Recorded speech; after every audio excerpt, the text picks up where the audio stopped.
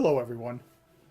Today on this version of my comic videos, I'm going to be straying a little bit from the comic art and treading into the world of graded comics. I have more than I show here, but these are my best and most recent pickups. The other ones I have are not big keys, and in the comic world, the key is an important issue in terms of story or character appearance. But I've picked up a few covers in the grades that I was happy with at good prices. And I used to call myself a budget collector of commissions and comics. I think I've strayed into the middle intermediate area. Definitely not a high end. I see a lot of big time money spent on commissioned art, comic page art, and graded comics on some of the message boards I go to, which I don't have. I don't have the stomach to spend that kind of big time money on stuff. So I'm in my playroom here, which used to be my youngest son's bedroom. Nothing quite so satisfying as to having your kids move away, and you get to keep all their room that you paid for. So the first one I'm going to talk about is the oldest one I have, and this is Amazing Spider-Man number 12, which is the third appearance of Dr. Octopus. It is graded by CGC in the blue universal grade, so there's nothing done to it, no restoration, no trimming, nothing like that. And it's graded a 6.0 with off-white pages. That's kind of where I'm comfortable with the 6 to 8 range, 6.0 to 8.0 range for these older books, depending on how much they go for in those grades. I think anything lower than 12, if I get that bold, well, I might even have to start creeping down at the 5.0. But what this also doesn't say is on the information area, which is right over here, it tells you it's the third appearance of Dr. Octopus. What it also is the first appearance of J. Jonah Jameson on the cover, right here.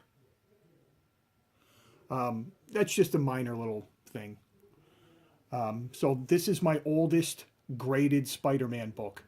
It is nearly my oldest Spider-Man book, either raw or graded, although I have a number 10 that I picked up for a great price from a show last year. And so the next best one I have is Amazing Spider-Man number 17. And for the rest of the video, I'm going to leave these the plastics on because I actually have them kind of taped on just to keep them from flopping around. So this is Amazing Spider-Man number 17, which is the third appearance of the Green Goblin. And the Green Goblin is one of the major villains in Spider-Man's Rogues Gallery. So any appearance of the Green Goblin is a good one in these early books. But this is the third appearance. Graded CGC Universal 7.5 with white pages. That's the best page quality you can get. So a nice old book from 1964 with white pages. That's a bonus. Usually I'm buying off-white to white, which is also a page quality, or off-white. And then it goes down to cream to off-white, which I try not to buy. I prefer the off-white to white and that being off-white to white, or white pages. So this is a nice cover with Spidey, Green Goblin, and the Human Torch.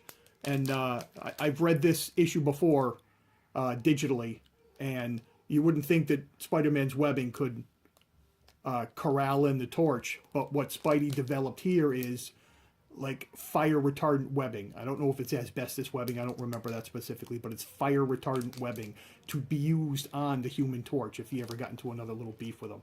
They are not villains, they are kind of rival-ish. They kind of get under each other's skin, and every once in a while they kind of get into the little skirmishes. But these two guys are always good guys, and Green Goblin's always a bad guy. And we have another cover appearance of J. Jonah Jameson. Strangely enough, he is cowering, which is his nature. So that's my second one. That's number 17. And then I have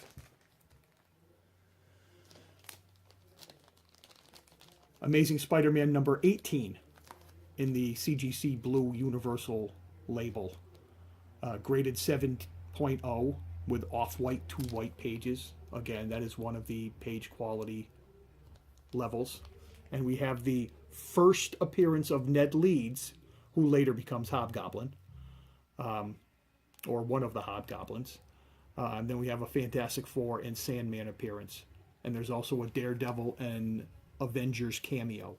Not specifically a key book, but Ned Leeds was a recurring character, and so I won't call it key, but I'll call it a good one. It's also, like I said, it's a Sandman appearance. I don't remember if it's second or third. I don't think it's second.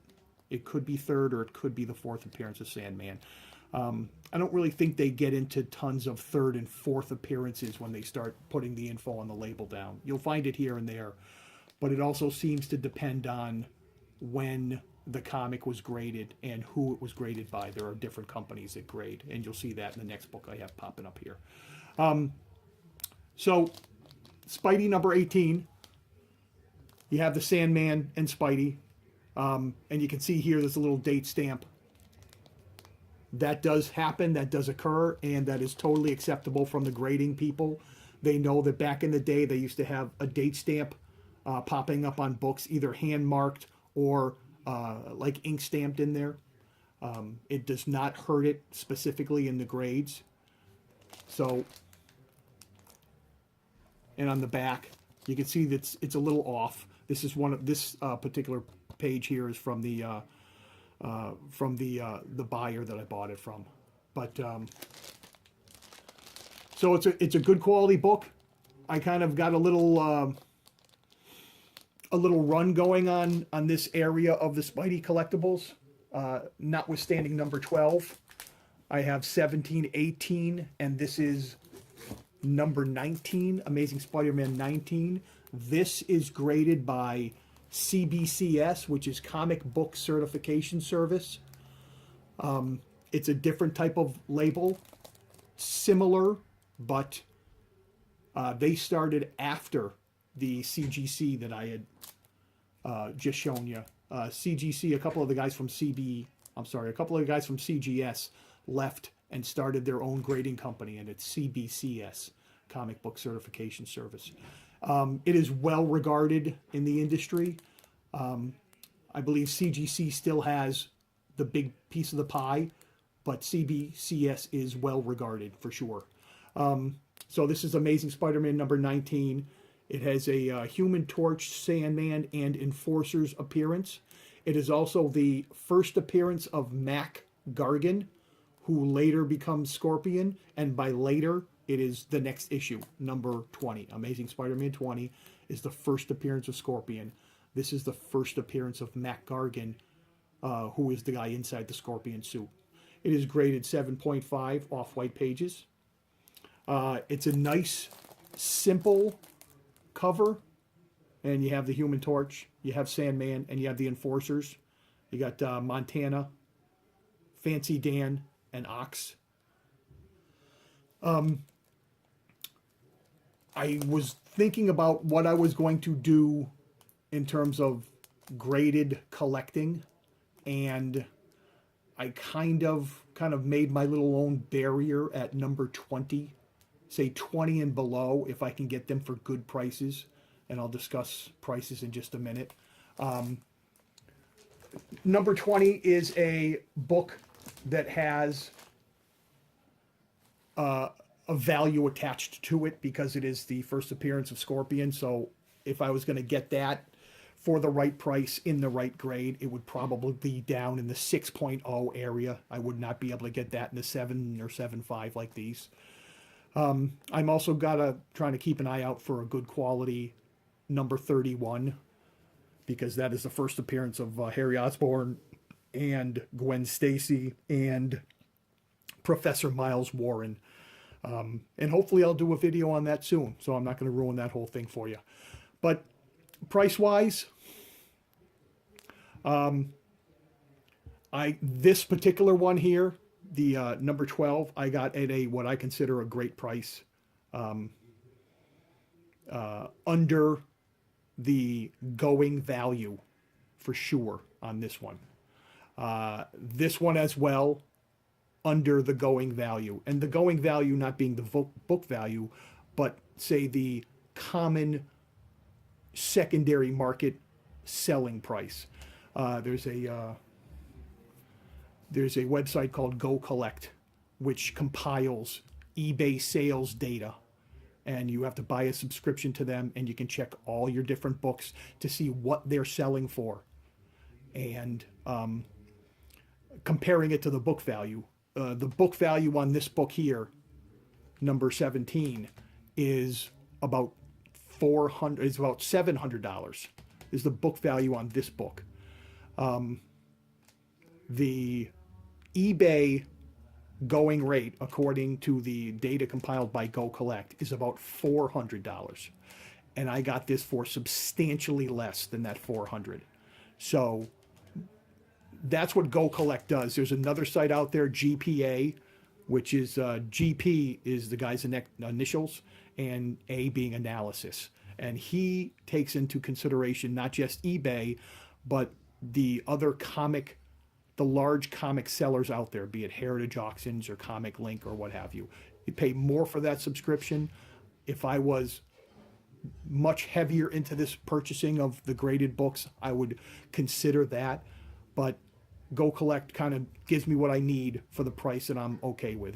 It's a subscription price for sure, monthly subscription, but it's about half as much, or just above half as much as the GPA. So that is a really cool graded books for myself. Hopefully, if I decide to do some more buying, I will put up some more videos. I hope you enjoy the videos. I do enjoy talking about it. I appreciate you listening and watching. You can always go to my website, which is www.thespiderfiles.com, for comic art and opinion pieces. If you're interested, please feel free to look around. Again, I appreciate you watching, and I hope you come back soon, and have a good day.